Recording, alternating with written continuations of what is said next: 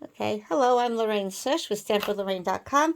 I'm not doing my usual edited video today because I'm having some computer issues. So this is going to replace what I usually put up, but I wanted to share with you a new card design that I thought could be fun, and I'm choosing to use Hello Harvest. We're going to make a pumpkin card. We're also going to make an apple card. And then I'll share some other ideas that we might be able to do with this design as well. So this video will be unedited. So please excuse any little bumps or mistakes or noises in the background. Until I get my new computer, I won't be able to edit all that out. But so I hope you enjoyed this tutorial as anyway. If you like it, please give it a thumbs up and a comment below, and then go to stampwithlorraine.com to see more information. So using Hello Harvest, I'm going to stamp my pumpkin with pumpkin pie on pumpkin pie. So for this card, you're going to want to use a fairly large image that you have a die cut for, and it will be easier definitely with a die, not necessarily, you can't really fussy cut this design or use a punch. So die cut is definitely the way to go. And then for the Hello Harvest, there's the rustic pumpkin dies that coordinate with that. So I'm going to take this pumpkin here, and I'm going to cut that pumpkin out right there. So let me get my little mini machine here. I'm going to run that through.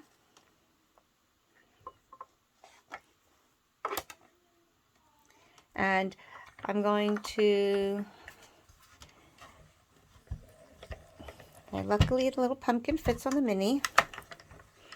Unfortunately, the next step I'm going to do will not work on the mini, so I'm going to have to run over to my bigger machine for that. Okay, so I have my pumpkin all ready to go there. And I have ready a card base in white, which is your typical card base, 8.5 by 5.5, scored at 4 1/4. And then I also have a layer that would go on top of there, which is 4 by 5 1/4. All right, and now what we're going to do is we're going to use that same die and cut a pumpkin out of the front top layer of that white piece. All right, and then we're going to actually have this guy poking through the little hole. So I'm just going to pause my phone camera for a second, and I'll be right back with this die cut. Okay, so I've die cut my front layer here.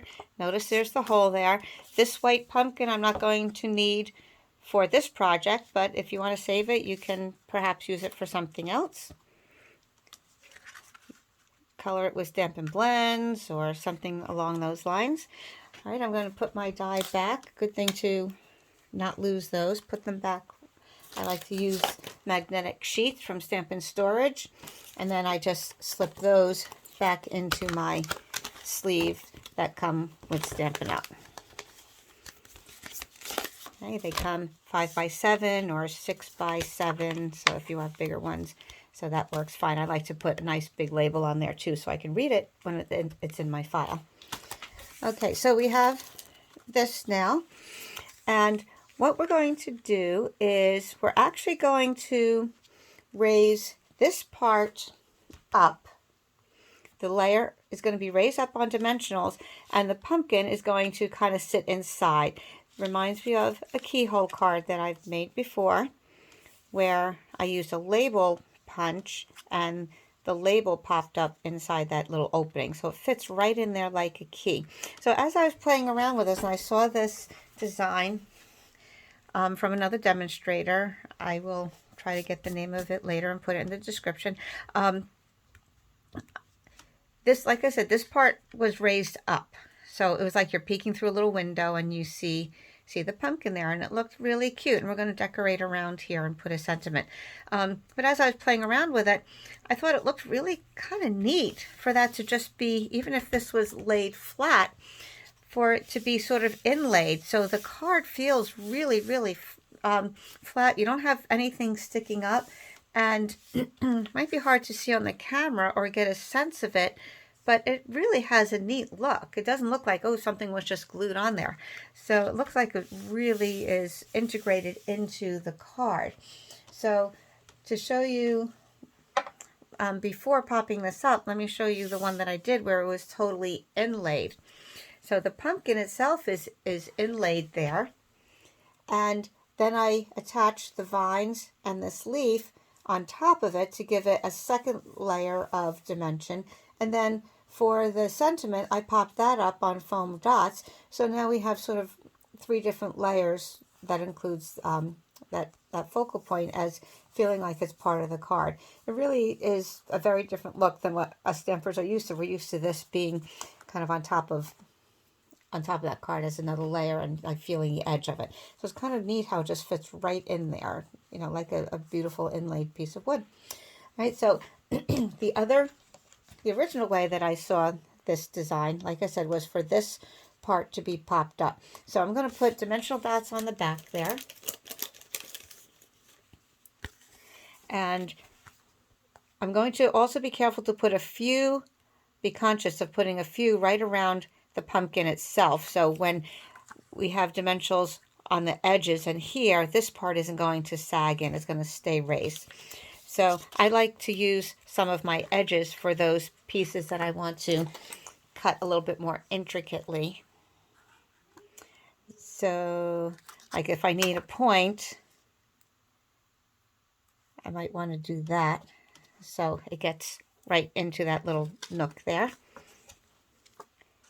And I do the same thing for the other side because that's a narrow part there. It's not going to be terrible, but I do like to use that there. Okay, so while I'm at it, I'm just going to continue to use these. I like to put kind of 9 around, 3 across, and 3 up and down, 3 and 3.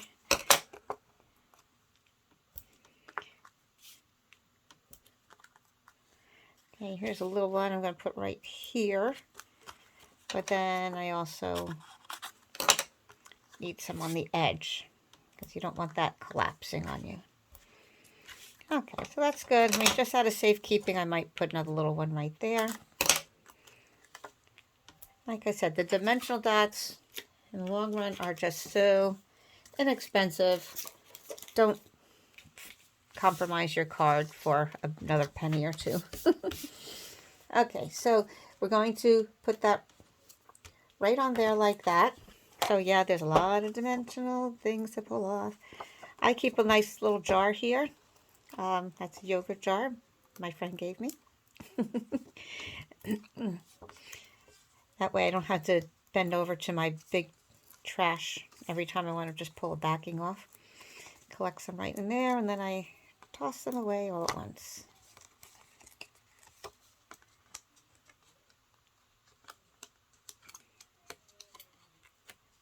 I had a Facebook post about who likes fall. It seems like there's a lot of people loving this season. Trees are turning beautiful colors here in Maryland. I have a great view outside my stamping room. Okay, so we're just going to center this on the card. Again, it's going to have a little bit of that clean and simple look. Right now this is just going to get put right inside, so it looks like we're getting the depth there. So that can just be glued.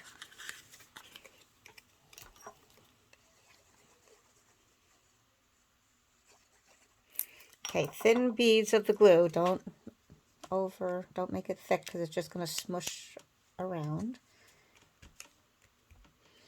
Okay, now again, it might be a little tricky to see on the video, but I will post pictures online. But it's kind of nice to see that little dimension there. You can see that little lip that it is recessed into there. So now let's put some things on the outside. Let's build that up a little bit. I'm going to get some Cajun Craze. One second.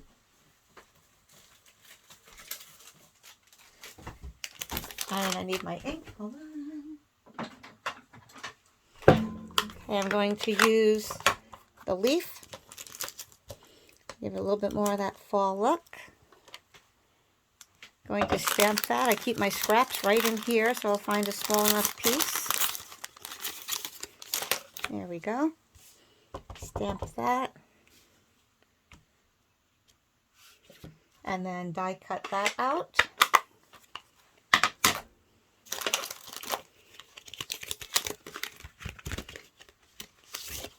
And this can run through the mini machine again.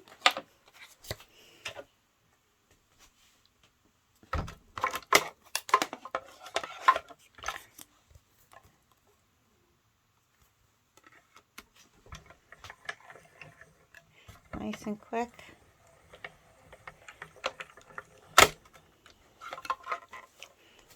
A lot easier than fussy cutting that. Okay, so now I have a nice little leaf that's going to be popped up on there. So I'm making the same design as the one that I totally just inlaid, and I didn't raise this top up just so we can see the difference. Right, then on this die cut set, there are the little vines for the pumpkin. Okay, there are a couple stamps, but the vines don't necessarily match up with the stamps. I mean, the die cuts don't match up with the stamps on the vine, so you can do them separately. So my first card, there are two ways. Well, first of all, there are two ways that you can attach something that's that tiny. The first time I did it, I used my silicone mat, put a little glue here, and then I used my sponge that I have a binder clip on, picked up the glue and tapped it to the back of the vines and put them on. If you try to use the tip of your multi-purpose glue, it's just going to be too thick and it's going to ooze out and it's going to look sloppy. So you can put a pool of glue here, tap your sponge into it, and just sponge a little on the back of your vines and stick them on there. So that's the one method. The other would be to use the adhesive sheets. So this is a scrap that I had. You just peel off the backing and put it on your cardstock. And what I like to do, rather than pull the whole thing off and try to get it on there, I just pull a piece of it back and fold it, and then stick it, line up the whole thing, but it's only going to stick to the top. Again, I'm doing this on my silicone sheet just in case some of the sticky extends. And then once it's sort of aligned and on there, you can just pull the rest off and it's all set to go. You throw away that backing, and then we can run those dies right through. Now this one I already put on there, so I'm going to run these through the mini, and then they'll be like stickers, so I can just peel off the backs and stick them onto my card.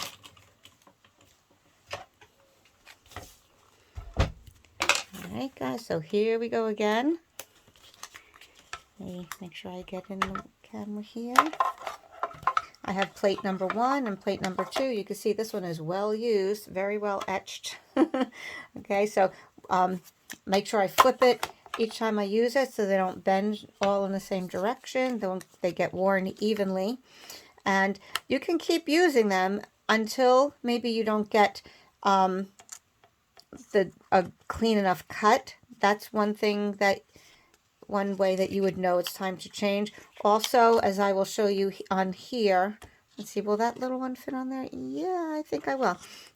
So I won't need that other strip. They can all fit right on there.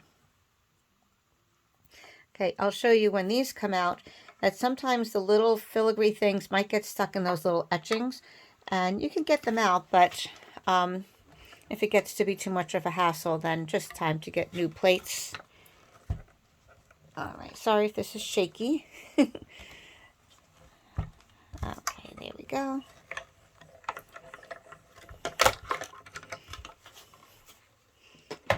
Okay, so that's it for the die cutting. Oh, see, it didn't stick this time. Okay, so that's okay. All right, so they did stick into the dies. All right, this one is coming out. And that one is here, probably because it was thicker.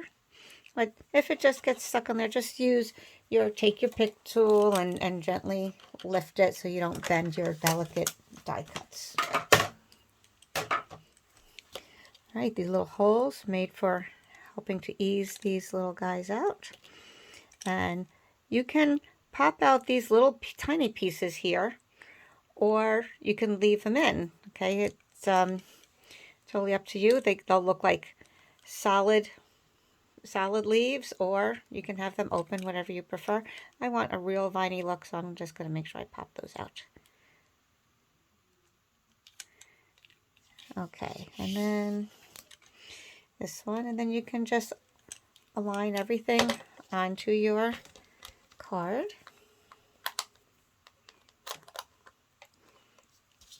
Get these little pieces out.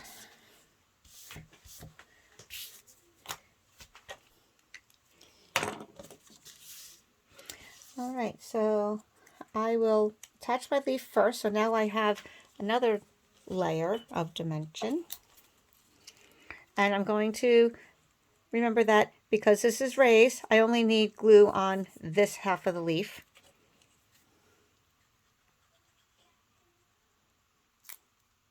Yep, come on.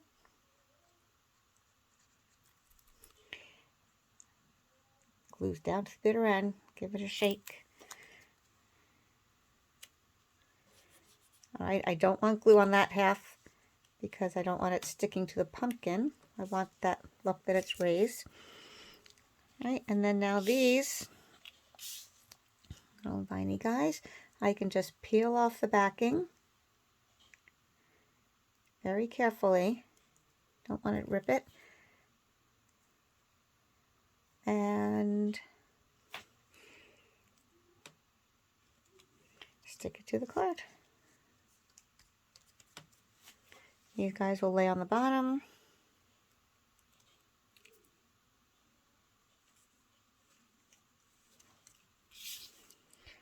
And nice and quick that is without having to worry about gluey fingers. Getting sticky all over. I know I do. I had to wash my hands in between.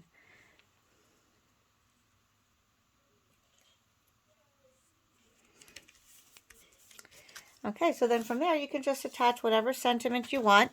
Like I did before, I stamped from the same stamp set that sentiment that came with it, wishing you the loveliest day. And then there was a die cut that helped cut that out. Okay, so maybe this one I'll try a different color, but you get the idea on that. So that's kind of a really nice look. This one was just totally inlaid, and then this one, the front layers popped up a little bit. So a little bit different look. I'll try to take some close-up pictures later and then post those on Facebook and my blog. So here's another one I did with an apple. So this one, again, the top is popped up. Tied a little gingham ribbon around there and used my double oval punch with the sentiment. And this uses the Apple Harvest stamp set. And that comes with the coordinating dies as well. All right, so just one other, I won't do the whole card because you get the idea from at this point, but I will put it together and show you later. I tried one with a green apple. So as you can see, this, I stamped the apple on red.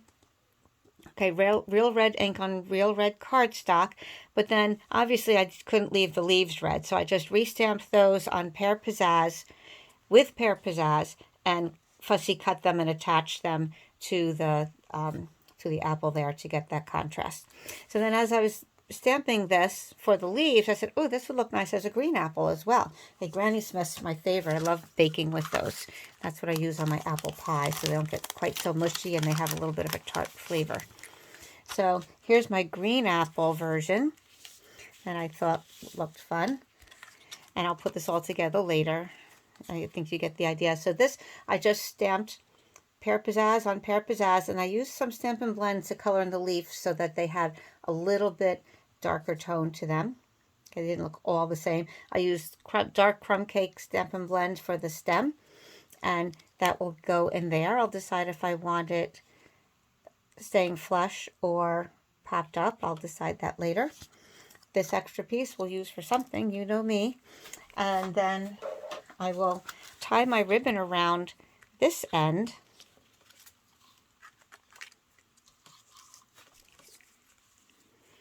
Okay, that I can do real quick. Have dedicated fabric scissors, of course. And of course, you can use a subtle embossing folder on this layer as well. That could look really cute.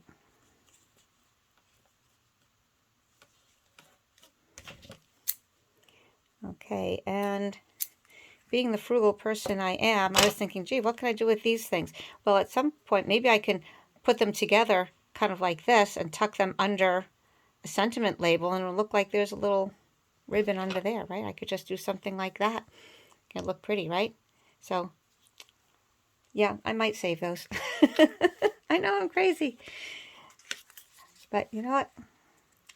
What the heck? All right, so I'm going to move this little knot down a little bit. To do that, you can bend your card and loosen the tension on that ribbon and adjust it to where you want it to be. Okay, my sentiment will go across the top there. I will put that on dimensionals so that as it's going across the ribbon, the thickness over there won't be seen. And then we'll put the apple here. And then in those dies, there are some apple blossoms and the little centers. Some of my garden friends can tell me what those are called. I did the flower in white, obviously, and I put a little bit of Flirty Flamingo and Petal Pink in there. The Petal Pink has a little bit more of an orangey, yellowish orangey tone, so I kind of blended those to get a soft pink because the apple blossoms sometimes have a little bit of that pink in there. And then this I did in So Saffron, and I just touched the edges with light, with a crumb cake marker, just to give it some definition against there, and I thought that looked kind of like a real apple blossom. And then the leaf in Pear Pizzazz also, this was die cut. So I thought that could look really cute as well. Okay, a little green apple. Everyone's used to red apples mostly in cards and decor, so why not a green one? They're nice apples too. So again, a little bit of that clean and simple look. And I will have to even that out or else it'll drive me crazy. Okay. No, this piece I will not save. It's okay. That's a little too small. Okay, so I hope you like those suggestions. Watch on Facebook and my blog for maybe additional ideas. And I try to get these all in the camera. There we go. And if you make some, post some of yours too. Share. That's what I like when people share with others on the Facebook page. So thanks for watching and see you next time.